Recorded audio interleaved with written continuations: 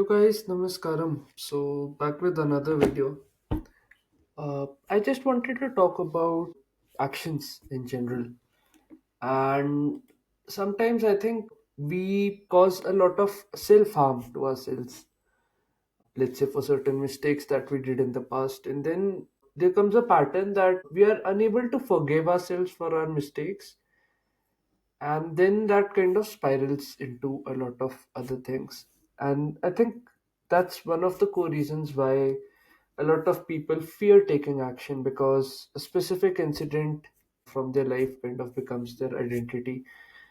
So first of all, this video would be kind of divided into two segments. One is more for the lazy audience. Let's say some of you had reached out to me, and one would kind of be in tandem with that, to how we can move past, let's say, certain mistakes or certain behaviors patterns that we might have indulged in. So first of all, I think the importance of action, the importance of living an action oriented life. So what people, or let's say you for that matter, also say about yourself or about themselves in general, do not generally matter. We can say the grandest of things, make the grandest declarations or commitments, and then not act on it because of internal, let's say, fear, or there's a sense of internal dishonesty within.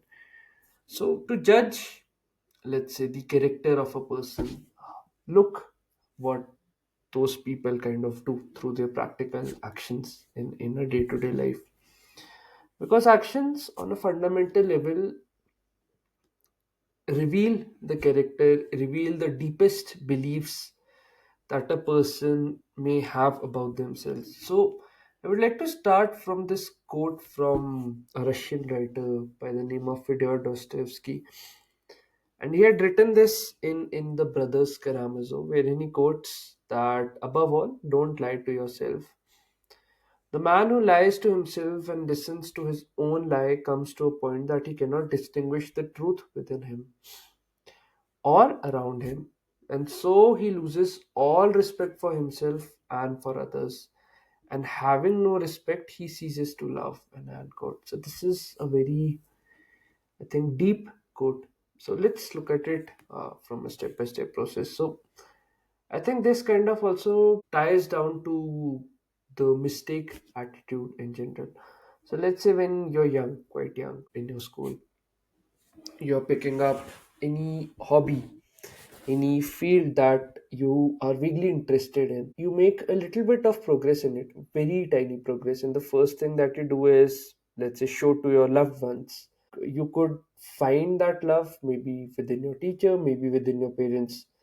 And instead of reciprocating, let's say, the love that you were expecting within your mind, that child mind, all you were received were is heavy blows of criticism, maybe very harsh remarks, maybe physical, I can say, assault to some level, which is disguised under the root of culture, saying that these types of things don't happen in our households, you're coming from so and so family, and things like that. So when you are exposed to this reality, a lot of people, let's say, shrink in their cocoon. Very few people kind of rebel against that and still do what they have to do. But usually, in general, people have this tendency, let's say, when they expose their heart out to the world, is to shrink at the first negative, let's say, quote unquote, feedback that is coming from the very close circle. And over time, this becomes a pattern that you start running from yourself, because you know that whatever I might do, no one would kind of pay heed to that. No one would respect that. So, what's the point of putting out, let's say, any love in the world? And by love here, I mean it in a metaphorical sense. Let's say you love a thing very deeply, you involve yourself fully into it, and when you start expressing yourself through that thing, Essentially, what we are saying is you are giving your love to the world through that thing. And when that love is not reciprocated in the same intensity,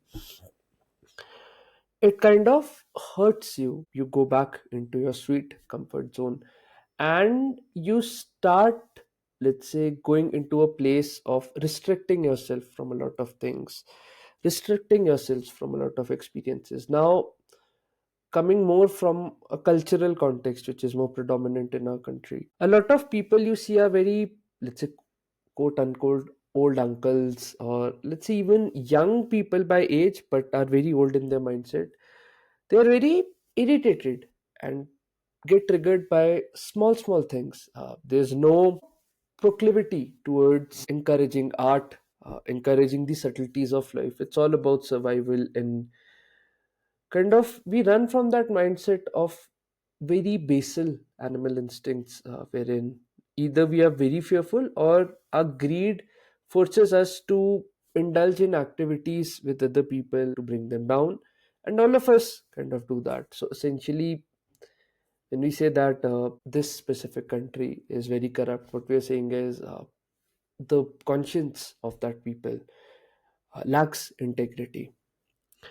And this starts from the home. Let's say if a person who is taking bribery or indulging in acts that are not very focused on integrity, do you expect that person to be very different from, like, in other areas of his life? So he would treat others with the same lens of a vile, right, of having a very corrupt consciousness within him.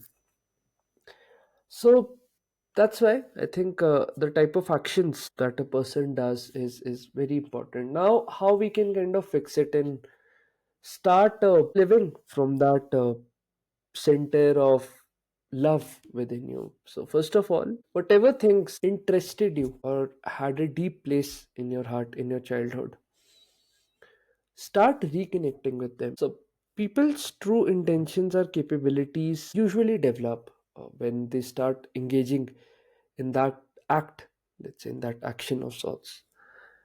And once you kind of repeatedly indulge indulge yourself in these actions wherein you're breaking yourself, wherein you are making choices to better yourself, then understanding comes within your life.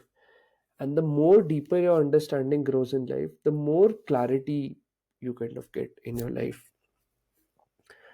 And that's where this clarity helps when you make mistakes, because a lot of people make this mistake. Let's say when they make a mistake, they wanted to do a project and they failed, so they will tie it down to their identity that I am a failure. Now, an outcome is very random, right? The result of an outcome, of course we can do effort and hard work, but still a lot of unknown factors can also determine that outcome. To give you an example, we all have given boards, right? 10th, 12th. You have performed the best in your exams and still you kind of flunked the exam. Now, one reason can be, okay, your hard work was very less. Maybe some other reason can be there might be biased checking on the teacher's part. Who knows what his or her mood have been, whether they had a good peaceful night's sleep. So all these factors are unknown. So basically, I think the point that I'm trying to iterate is just don't label an outcome as a blemish on your identity.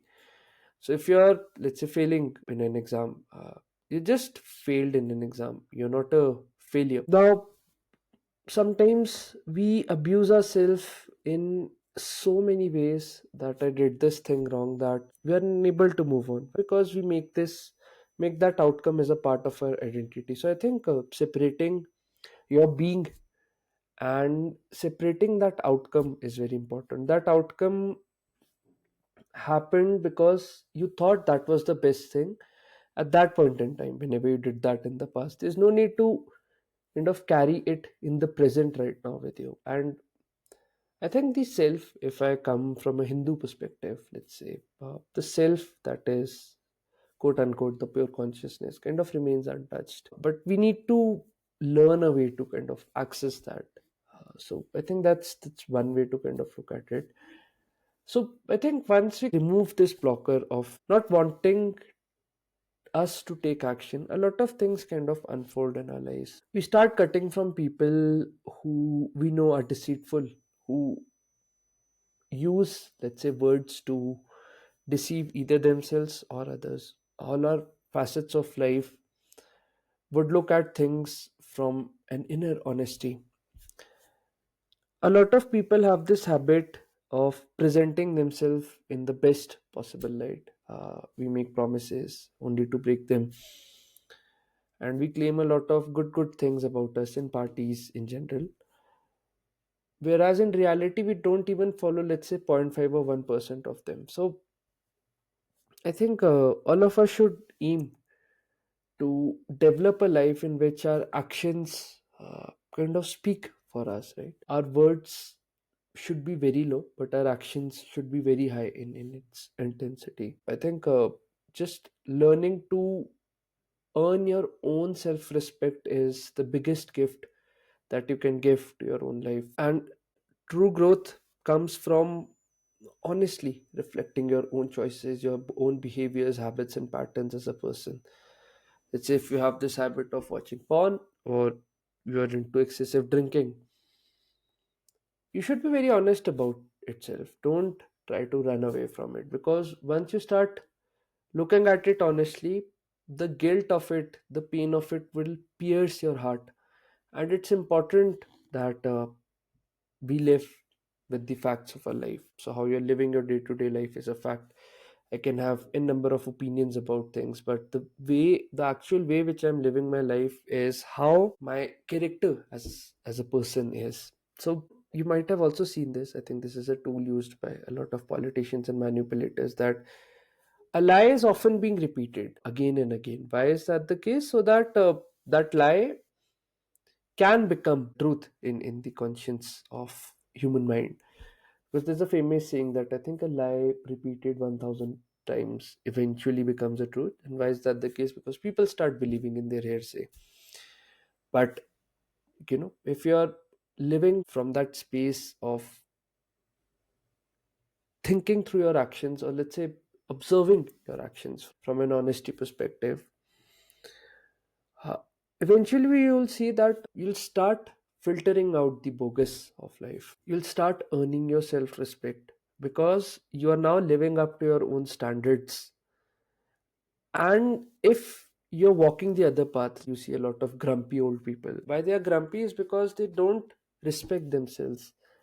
They're not living a life wherein they can claim with honesty that they've lived a, let's say, righteous life, a noble life. It kind of spills all over into our relationships. Either we want to put others down because we ourselves don't respect ourselves. So I think earning genuine true respect is very important, because through that respect, love for yourself eventually deepens. If we cannot respect ourselves because of our own, let's say, self deception, our own lack of inner honesty, it would spill all over in our life. We would not be able to form genuine, true heart to heart bonds with the people around us. And you see that a lot of people also fear truth because it exposes them, it exposes their vulnerabilities. And once your vulnerabilities are exposed, like, human minds work in such a way that it cannot live without solving a problem, a vulnerability that it has seen. So yeah, I think this turned out to be a long video, but I just wanted to share this, just some thoughts which I was thinking through on a high level. Anyhow, let me know what you feel about it. And until then, this is Devishish Pindra from Debu Ki Dastak. Cheers.